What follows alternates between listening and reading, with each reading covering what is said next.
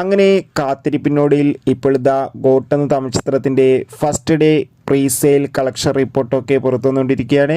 ആ ഒരു അപ്ഡേഷനാണ് ഇന്നൊരു വീഡിയോ ഭാഗത്തെ. വീഡിയോയിൽ മുൻപ് വീഡിയോ ലൈക്ക് ചെയ്യുക, ചാനൽ സബ്സ്ക്രൈബ് ചെയ്യാൻ വേണ്ടി ശ്രമിക്കുക. ദളപതി, വിജയ്, സ്നേഹ, പ്രഭുദേവ എന്നൊക്കെ പ്രധാന കഥാപാത്രങ്ങളായി നാളെ സെപ്റ്റംബർ 5-ാം തീയതി റിലീസ് ചെയ്യാൻ പോകുന്ന ചിത്രമാണ് ഗോട്ട്.